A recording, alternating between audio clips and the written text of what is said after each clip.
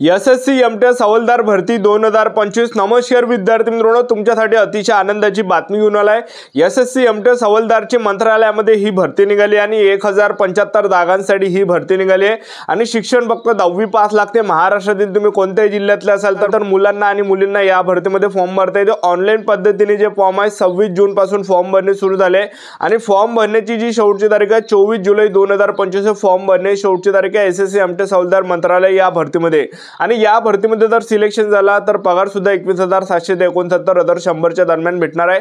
आणि SSC MTS हवालदार भरतीमध्ये सिलेक्शन होण्याचे जास्त चान्स आहे। तुम्हाला असं कोण सांगू राहिलो तर 40 प्रश्न परीक्षेला विचारले जाणारे, पासिंग खूप कमी ठेवण्यात आले। एसएसटी कॅटेगरीसाठी 8 मार्कावर, ओपन कॅटेगरीसाठी 12 मार्कावर, ओबीसी ईडब्ल्यूएस कॅटेगरीसाठी 10 मार्कावर पासिंग आहे आणि पेपरमध्ये निगेटिव्ह मार्किंग नाही आहे। आणि त्याचबरोबर एसएससी एमटीएस हवालदार भरतीमध्ये मंत्रालयामध्ये आपल्याला ड्युटी करावं लागणार आहे। काम कोणतं करावं लागणार आहे, वर्दी असणार आहे की नसणार आहे, उंची किती आहे, छाती किती आहे, ग्राउंडला कोणकोणते वेळा, लेखी परीक्षेचा अभ्यासक्रम का, निवड प्रक्रिया, वयोमर्यादा, फी, संपूर्ण माहिती मी तुम्हाला आजच्या व्हिडिओच्या माध्यमातून एसएससी एमटीएस हवालदार भरतीबद्दल माहिती सांगणार आहे। मेन म्हणजे सिलेक्शन होण्यासाठी किती मार्क आपल्याला असले पाहिजे याबद्दल सुद्धा आपण बोलणार आहे। तर आजचा व्हिडिओ खूप महत्त्वाचा होणार आहे। व्हिडिओ शेवटपर्यंत बघा आणि व्हिडिओला आताच लाईक करा। नमस्कार विद्यार्थी मित्रांनो, माझी नोकरी कॉर्नर यूट्यूब चॅनलवर मी गोपाल अनखळे तुमचं सर्वांचं सहर्ष स्वागत करतो। तर मित्रांनो, व्हिडिओचा थंबनेल बघून तुमच्या लक्षात आलं असेल की आपला व्हिडिओ कोणत्या टॉपिकवर होणार आहे।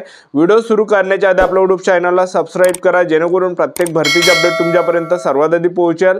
जास्त करून एसएससी एमटीएस हवालदार भरतीच्या रिलेटेड जास्त व्हिडिओ आपल्या चॅनलवर अपलोड करत असताना 10वी 12वी पास भरतीच्या रिलेटेड जास्त व्हिडिओ आपल्या चॅनलवर अपलोड करत असतो। व्हिडिओ सुरू करण्याच्या अगोदर सर्वांना एक रिक्वेस्ट आहे, तुम्ही आपला व्हिडिओ कोणत्या जिल्ह्यातून पाहून राहिले हे नक्की कमेंट बॉक्समध्ये सांगा, जेणेकरून मला सुद्धा अंदाज लागणार आहे की आपला व्हिडिओ कोणकोणत्या जिल्ह्यापर्यंत पोहोचून राहिला। तर पहा, एसएससी एमटीएस हवालदार मध्ये जे विद्यार्थी मित्रांनो वर्दी असते एक लक्षात ठेवा, ठीक आहे। आणि त्याचबरोबर खाकी वर्दी यामध्ये असते आणि 8 घंटेची ड्युटी असते। आता काम कोणतं करावं लागते एसएससी एमटीएस हवालदार भरतीमध्ये? मंत्रालयामध्ये आपल्याला काम करावं लागते, जसं सडक मंत्रालय झालं, परिवहन मंत्रालय झालं, जनसंधारण मंत्रालय झालं, त्याचबरोबर रक्षा मंत्रालय झालं। तर जेवढं पण मंत्रालय आहे तर त्या मंत्रालयाच्या अंदर जे आपल्याला यामध्ये काम करावं लागते आणि आपलं जे काम असते फाईल जे विद्यार्थी मित्रांनो फाईल नेणं आपलं त्या ठिकाणी काम असते। एक लक्षात ठेवा, आपल्याला फाईलच त्या ठिकाणी न्यावं लागते, जिथं द्यावं लागते त्या ठिकाणी, ठीक आहे। आणि त्याचबरोबर आपल्याला हे सुद्धा माहीत असलं पाहिजे की कोणती फाईल कोणत्या ठिकाणी आहे हे सुद्धा आपल्याला त्या ठिकाणी माहीत असलं पाहिजे। तर हे काही काम आपल्याला मंत्रालयामध्ये करावं लागते। आणि याच्या अगोदर 15-20 वर्षा अगोदर एमटीएस हवालदारांना जे काम करायला लागतं त्या माठामध्ये पाणी भरून ठेवावं लागेल त्यांना। त्याचबरोबर जे एसएससी एमटीएस हवालदारांना कूलरामध्ये पाणी भरावं लागणार आहे, हे काही काम करावं लागेल इथून 15-20 वर्षा अगोदर। पण आता जे विद्यार्थी मित्रांनो तसं नाही आहे, तर फाईलचं काम आपल्याला आहे। एक लक्षात ठेवा, फाईल इकडून तिकडे आपल्याला फाईल न्यावं लागते, हेच काम आपल्याला असते एसएससी एमटीएस हवालदार भरतीमध्ये। आणि सेंट्रल गव्हर्नमेंट जॉब आहे आणि आपल्या महाराष्ट्रामध्ये ड्युटी भेटणार आहे, कारण की महाराष्ट्रामध्ये यामध्ये जागा आहे। तर पहा, छत्रपती संभाजी महाराज नगर, नागपूर, पुणे, मुंबई या 4 जिल्ह्यामध्ये आपल्याला ड्युटी करावं लागणार आहे जर तुमचं एसएससी एमटीएस हवालदारमध्ये सिलेक्शन झालं तर। आणि सेंट्रल गव्हर्नमेंट जॉब आहे एसएससी एमटीएस हवालदारची। आणि एसएससी एमटीएस हवालदार भरतीची फॉर्म भरण्याची जी शेवटची तारीख आहे आजच आहे, 24 जुलै 2025 हे फॉर्म भरणे शेवटची तारीख आहे आज। तर भरून टाका फॉर्म, ज्यांनी सुद्धा फॉर्म भरला नसेल तर एसएससी एमटीएस हवालदार भरतीमध्ये वयोमर्यादेवर विचार केला तर 18 ते 27 वर्षापर्यंत आपल्याला यामध्ये फॉर्म भरता येते। एसएसटी कॅटेगरीचे असाल तर 18 ते 32 पर्यंत फॉर्म भरू शकता आणि ओबीसी कॅटेगरीचे असाल तर 18 ते 30 वर्षापर्यंत आपल्याला फॉर्म भरता येणार आहे। ओपन कॅटेगरीचे असाल तर 18 ते 37 पर्यंत फॉर्म भरता येणार आहे। आणि आपलं वय यामध्ये वय मोजलं जाणार आहे, गणलं जाणार आहे। 1 ऑगस्ट 2025 रोजी आपल्या या भरतीमध्ये वय मोजलं जाणार आहे, गणलं जाणार आहे। एसएससी एमटीएस हवालदार भरतीमध्ये फीचा जर विचार केला, जनरल ओबीसी कॅटेगरीसाठी 100 रुपये फी ठेवण्यात आले। एससी एसटी पीडब्ल्यूडी एक्स सर्व्हिसमॅनसाठी 1 रुपया सुद्धा फी नाही आहे। आणि तुम्ही महिला उमेदवार असाल कोणत्या कॅटेगरीच्या, SC ST OBC WS NTV open SBC SCBC SCBC कोणत्या कॅटेगरीच्या, 1 रुपया सुद्धा फी यामध्ये एसएससी एमटीएस हवालदार भरतीमध्ये लागत नाही, एक लक्षात ठेवा, ठीक आहे। तर अशी जे यामध्ये प्रक्रिया, तर एसएससी एमटीएस हवालदार भरतीमध्ये निवड प्रक्रिया जर पाहिलं, पहिल्या टप्प्यामध्ये आपल्या यामध्ये काय असणार आहे, पेपर असणार आहे। दुसऱ्या टप्प्यामध्ये आपलं ग्राउंड, तिसऱ्या टप्प्यामध्ये डॉक्युमेंट व्हेरिफिकेशन, मेडिकल अशी प्रोसेस आहे एसएससी एमटीएस हवालदारची। तर एसएससी एमटीएस हवालदार मध्ये 2 पेपर आहे, सेक्शन 1 सेक्शन 2 अशा प्रकारे असणार आहे। तर पहिला जो पेपर असणार आहे तर तो सेक्शन 1 चा पेपर असणार आहे, ज्यामध्ये पेपरला जे प्रश्न परीक्षेला विचारले जाणार आहे 40 प्रश्न परीक्षेला विचारले जाणार आहे। बुद्धिमत्ता चाचणीचे 20 प्रश्न, गणिताचे 20 प्रश्न, टोटल 40 प्रश्न परीक्षेला विचारले जाणार आहे। एका प्रश्नाला 3 गुणा 120 मार्काचा पेपर असणार आहे। 40च प्रश्न परीक्षेला विचारले जाणार आहे। 45 मिनिटाचा टाइम आपल्याला पेपरसाठी भेटणार आहे आणि निगेटिव्ह मार्किंग नाही आहे या पहिल्या पेपर मध्ये सेक्शन 1च्या, आणि पासिंग खूप कमी ठेवण्यात आले। SC/ST कॅटेगरीसाठी 40 पैकी 8 मार्कावर पासिंग आहे। OBC कॅटेगरीसाठी 40 पैकी 10 प्रश्न जरी तुमचे बरोबर आले पेपर पास, आपण क्वालिफाईंग पेपर आहे हा।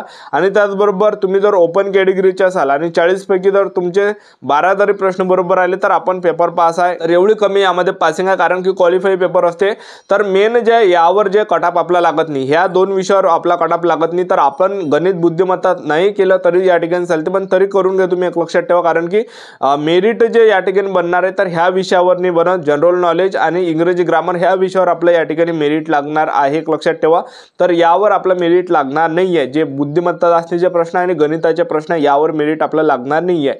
तर सेक्शन 2चा जो पेपर असणार आहे तर त्यामध्ये जे पेपरला प्रश्न परीक्षेला विचारले जाणार आहे, जनरल नॉलेजचे 25 प्रश्न, त्याचबरोबर इंग्रजी ग्रामरचे 25 प्रश्न, टोटल 50 प्रश्न परीक्षेला विचारले जाणार आहे। एका प्रश्नाला 3 गुण आहे, 150 मार्काचा पेपर असणार आहे, आणि मेन ह्या दुसऱ्या पेपरावर मेरिट लागणार आहे, आणि निगेटिव्ह मार्किंग 3 एवढी निगेटिव्ह मार्किंग आहे। तर आपलं जे मेरिट या ठिकाणी लागणार आहे SC, ST, OBC, EWS open कॅटेगरीचा, तर हा दुसरा जो पेपर आहे सेक्शन 2चा, ज्यामध्ये जनरल नॉलेजचे 25 आणि इंग्रजी ग्रामरचे 25 असे 50 प्रश्न परीक्षेला विचारले जाणार। एका प्रश्नाला 3 गुण आहे, 150 मार्काचा पेपर, 50 प्रश्न, याच्यावर आपल्या या ठिकाणी मेरिट लागणार आहे। तर आपल्याला सर्वात जास्त सिरियसली अभ्यास जो आपल्याला करायचा आहे जनरल नॉलेज आणि इंग्रजी ग्रामरचा आपल्याला या ठिकाणी करायचा आहे। या दोनच विषयावर आपल्या या ठिकाणी कटअप लागणार आहे 150 पैकी, ठीक आहे।